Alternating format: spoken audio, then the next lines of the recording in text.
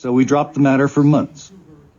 But after those months, Harry's humor became increasingly biting and sarcastic, even to the point of occasionally being crude. This time, I confronted him frankly, suggesting that he seek psychotherapy. Again, he did his best to make a joke of it. Harry, I told him, you're hiding behind your sense of humor. You're using it not only to defend against your depression, but also to defend your depression, to protect it. This is what many professional comedians do. You know we appreciate how funny you are, but it's getting to be too much of a good thing. Stop joking. Get some help. It didn't work, of course. Shortly thereafter, my job forced us to move to the other end of the country. Lily and I were actually relieved that the move interrupted our friendship with Harry. His funniness had entirely ceased to be uplifting. A year later, the phone rang in the middle of the night. It was Harry, calling from the locked ward of his local psychiatric hospital, to which he had been remanded by the judge after an arrest for bizarre, extremely destructive criminal behavior. He reported this as if it were yet another amusing story. I asked if there was some way I might be of assistance. There wasn't, he responded. Bored in the, quote, loony bin, unquote, he had merely called to kid around a bit. I gently reminded him that it was 3 a.m. on the East Coast. He was unfazed. So I gave him what he wanted, because he wouldn't receive what was needed. I joked around with him for half an hour before I managed to get him to say goodbye, and eventually I got back to sleep. It was a goodbye. I never heard from Harry again. I've wondered what became of him, but I'm not sure I want to know. The only homage I've paid to our brief friendship has been to pray for him now and then. I noted in this anthology that humor is a virtue, specifically one of the components of happiness. This is because I personally am unable to bear even the most minor vicissitudes of this life without relying upon whatever sense of humor I possess. I also rely upon my friends, and I don't have any friends totally lacking a sense of humor. I find humorless people very hard to take. But as the case of Harry indicates, a sense of humor cannot guarantee sustained friendship or meaningful happiness. Indeed, carried to excess, it can alienate friends and obstruct happiness, your own and that of others. The same pattern is true of all but one of the virtues, the only exception being that of wisdom. Carried too far, thrift becomes miserliness, and compassion produces waste. The great ancient Greek prescription for virtue was nothing in excess. Specifically, this was a prescription for moderation. But even this is paradoxical. Moderation itself can be carried to an extreme, and an excess of it will turn itself into multiple vices: dullness, humorlessness, a lack of passion, and ultimately a loss not only of spontaneity, but even humanity. A sense of humor is further typical of all the other virtues, in that I have no idea from whence it comes. If everybody had one, we probably wouldn't even consider it a virtue. It would just be a given part of human nature. But the fact of the matter is that a substantial minority of human beings seem truly devoid of any sense of humor whatsoever. Why? Is a sense of humor the result of a gene which some inherit and others don't, according to the luck of a Mendelian draw? Is it something that we absorb in early childhood from our parents and the other role models of our primary culture? Or is it something we learn only as we continue to age over decades of dealing with the exigencies of life? I honestly don't know. I suspect, to one degree or another, it is the result of all of the above and more. Curse me for my vagueness, if you will, but as far as I can ascertain, the entire profession of psychology shares my ignorance. There is an expression frequently made about a particular talent that we can also make about a particular virtue. We customarily refer to a talent for writing, drawing, playing the violin, or even making money as a gift. I would not distinguish at all between talents and virtues in this regard. I believe that a sense of humor, for instance, is a gift. On one level, this explains absolutely nothing, although it suggests that some are given this talent or virtue, while others are given that one. The notion of a gift doesn't clarify whether it is given to us by our genes, our parents, ourselves, or even by God. The notion does, however, tend to nurture an attitude of gratitude. And gratitude I have also categorized as one of the other component virtues of happiness. Furthermore, as I have written elsewhere, the capacity to perceive our own virtues and other blessings as gifts is itself a gift. 20 years ago, while beginning research for a book on evil, I happened to read two authors on the subject of the 7 deadly sins. Although otherwise vastly different volumes, each made the same point. The major sins are all interconnected. While it is an ambiguous one, consider the notion of original sin. Mythologically, the concept is derived from Genesis 3, the story of how the serpent beguiled Adam and Eve to eat the fruit of the tree of knowledge of good and evil, despite the fact that God had commanded them not to eat it. In pondering why this disobedience might have been such a sin, it occurred to me that God may have been in the habit of strolling through the Garden of Eden, routinely conversing with the pair. But if so, how was it that Adam and Eve hadn't asked, "Hey God, why don't you want us to eat of the fruit?" I began to wonder if the great sin was not so much disobedience as the failure to ask questions of God or life. Why this failure? The story is mute about the matter, but I can think of at least 3 possible answers. One is that Adam and Eve were too proud, thinking perhaps, "Who's God to boss us around?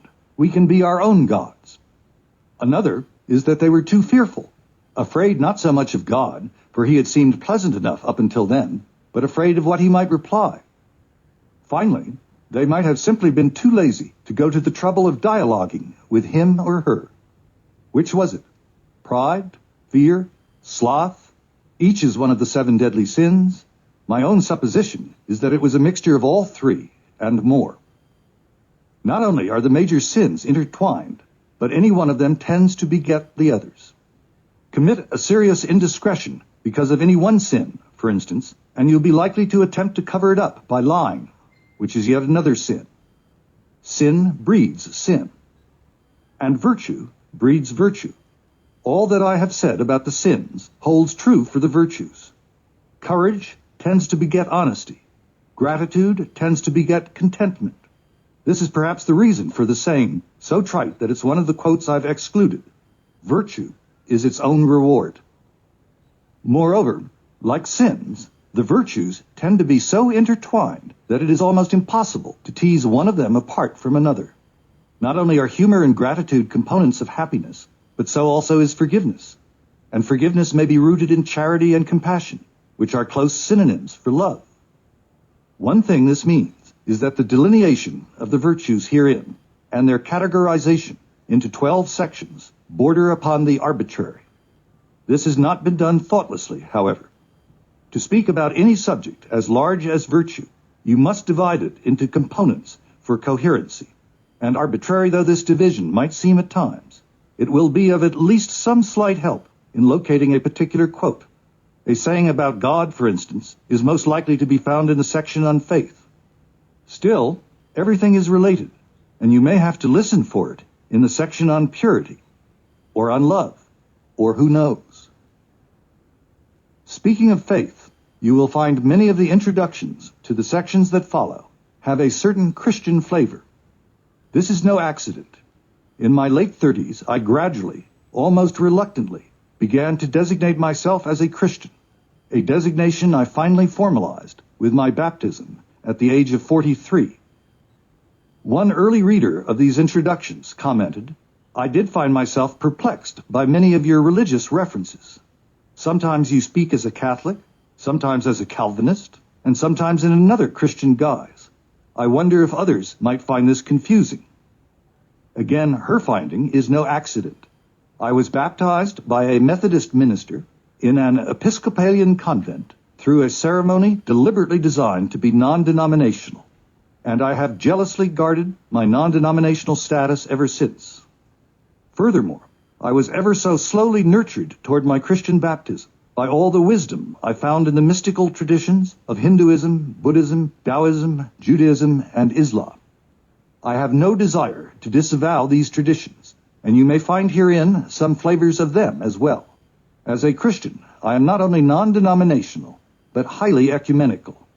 I do not believe that Christianity has a monopoly on wisdom.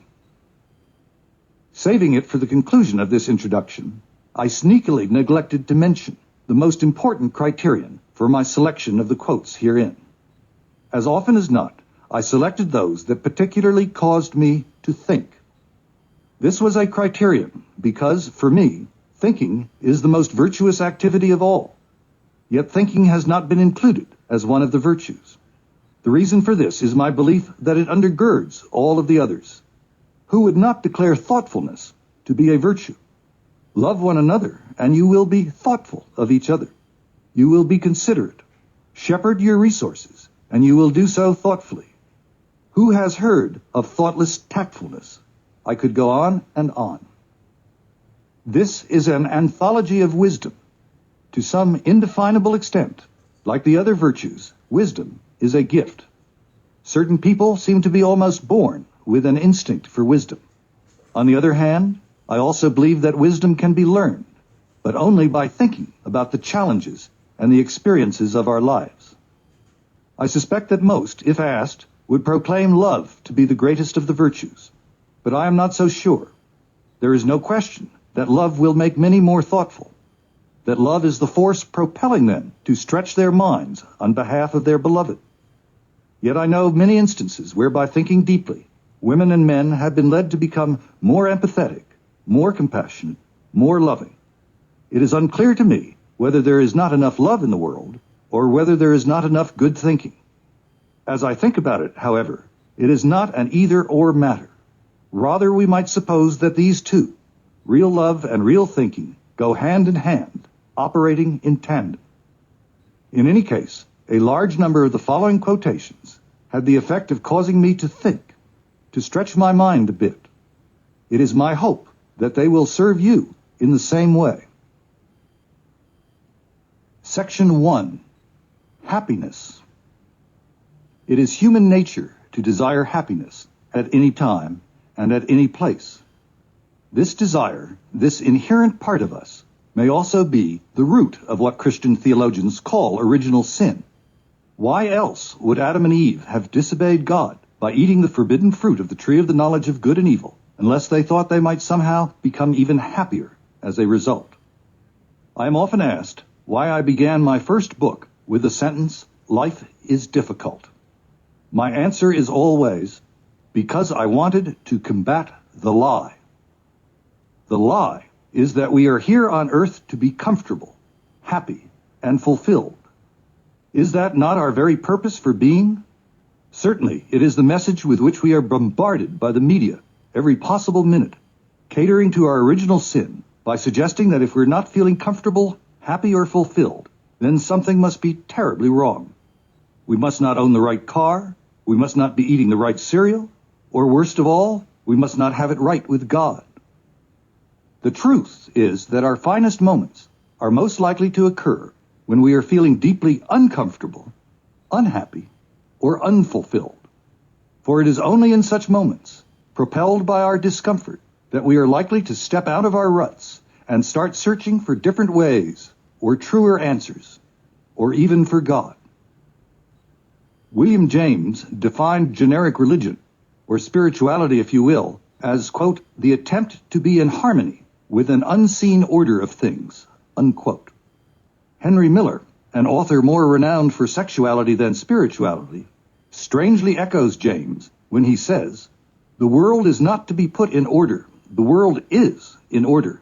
It is for us to put ourselves in unison with this order," unquote. Although both Miller and James imply that being in harmony with this invisible order is a secret, perhaps the secret to happiness, neither of them intended it to sound like a simple matter. The order is, after all, invisible and hence inevitably mysterious, as well as beyond our manipulation. It is often not what we think it is, and certainly often not what we want it to be. Yet it does give us hints of itself, revelations, although not necessarily according to our schedule. It, God to me, even occasionally speaks to us through that still small voice. And one of the things I myself have heard it repeatedly say is, "There's more to life than happiness. For example, one of the components of happiness, listed here as a virtue in its own right, is contentment. Fine. But does God or the unseen order want us to be content with murder, with rape, with slavery, with a caste system, or any other systemic form of oppression? No. And so, paradoxically, there is something we have come to correctly call divine discontent. Ah, paradox as always. There are at least two sides to everything. Having decried the desire for happiness as the possible root of original sin, let me now extol it as the possible root of original virtue. Was it a bad thing that Adam and Eve developed the knowledge of good and evil and were cast out of the womb of Eden? In the long run, I think not. I proclaimed that our finest moments, more often than not, are occasions of profound unhappiness, of divine discontent. Why is this so? It is because our desire for happiness propels us in situations of unhappiness to rectify the situation. Sometimes our attempts at rectification are bumbling, even fatal. Drug abuse and suicide are examples. At other times, however, our attempts at rectification are noble. The result may be repentance or conversion to a more spiritual life or some other form of personal healing and change, possibly even grand social change. Whether its cause was the unhappiness of simple fatigue or of victimization, I do not know. But I do know it was divine discontent that gave Rosa Parks the courage to refuse to move to the back of the bus that afternoon in December 1955. So, by all means, seek happiness, but do so wisely. Conflicting though they may sometimes seem, the quotes that follow offer many clues for success in finding the necessary wisdom. The idea that happiness, as an unmodified goal, will likely be self-defeating keeps popping up. Seek to be loved, and you probably won't be. Seek to love, on the other hand, and you probably will be. Look solely for happiness, and I doubt you'll find it.